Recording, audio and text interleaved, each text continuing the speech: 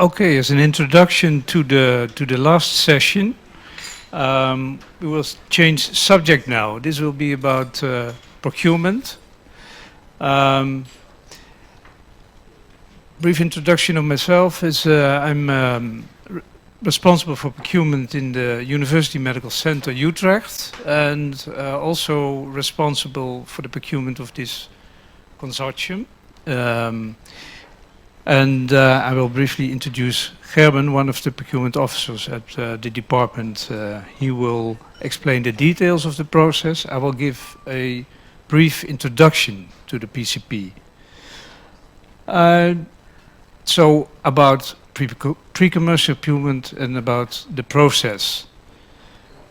I think what is important is that to realize, I like to say it's a game. It's a game. Procurement is a game, and it is very important that today the game will be different.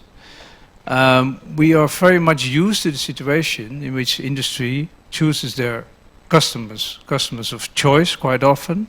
Also customers like the ones of the consortium partners, because they are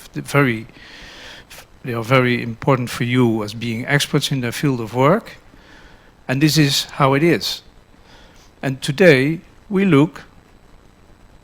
as a consortium look for the industry of choice. I think it's important to realize. So the game is different.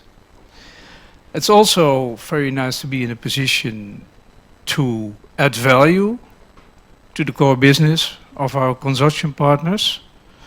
Well, okay, this is interesting for procurement. Another thing about the game, we are used to the fact that there's a strong market push to customers. It's not wrong, it is what it is.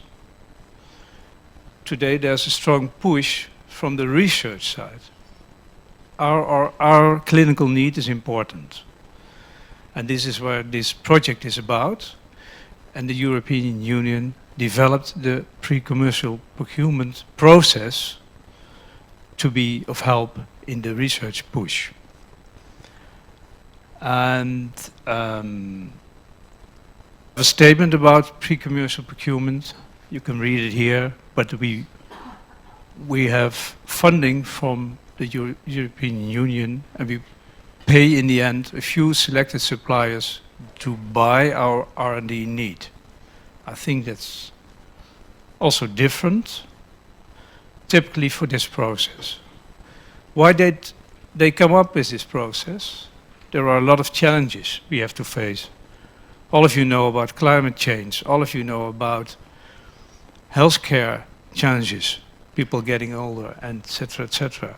All kinds of challenges. Also, infrastructure that has to be developed. And there are a lot of innovations coming to the market. But where do they come from? Most of the time, they come from the US or from Asia. And if you look at this picture, this is one of the reasons the European Union started to set up the methodology, and they came up with the funding.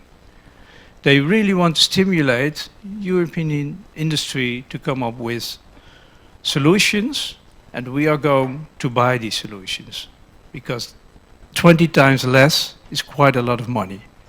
So therefore the system is here. And we are not going to subsidize industry directly with that money, but the customer gets the money, the buyer, the future buyer. This is different, and we combine the clinical needs.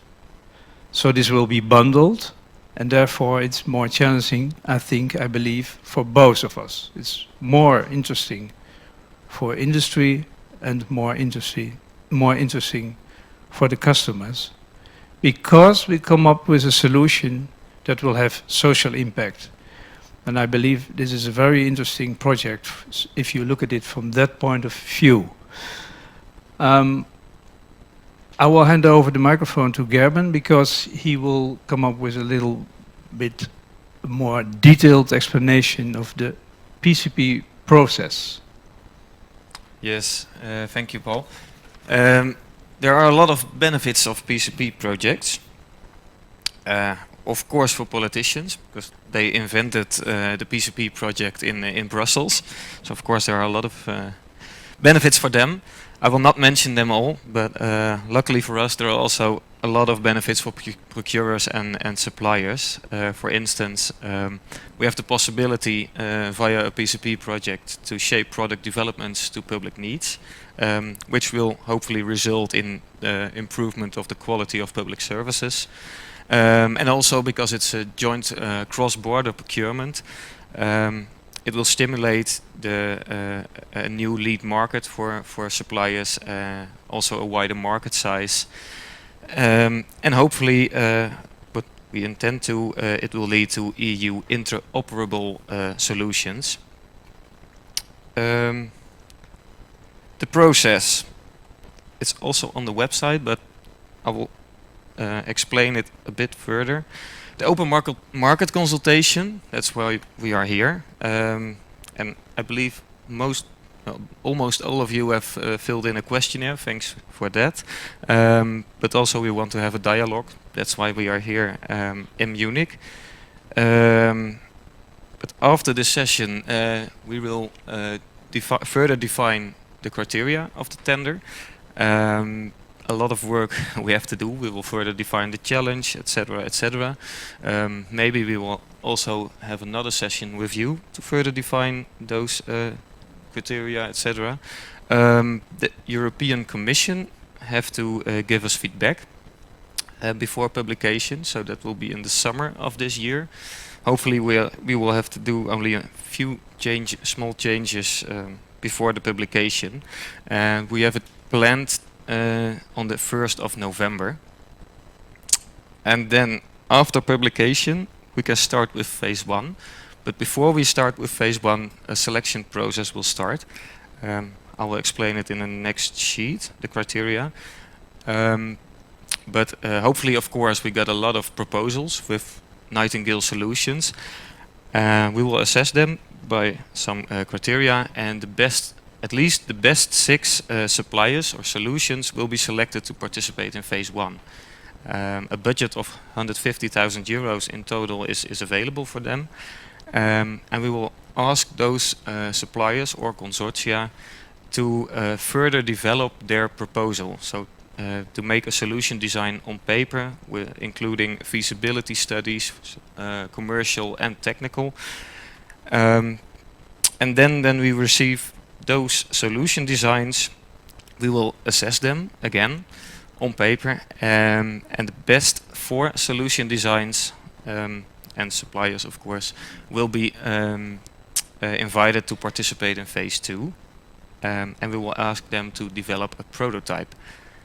A budget of 2.4 million euros is available for them, so that's 600,000 euros per supplier or consortium. And after developing this prototype, again we will assess this. We will assess the prototypes, and the best 2 prototypes of 4 will be invited to develop a real product for testing in the 5 consortium hospitals. A budget of 1.2 million euros is available for them. Again, 600,000 euros per supplier or consortium. And hopefully after phase 3 we will have 2 brilliant solutions, 2 Nightingale solutions. What is different from a normal tender? There will not be one winner. There will be 2 winners or solutions. So we have a competition market on the market.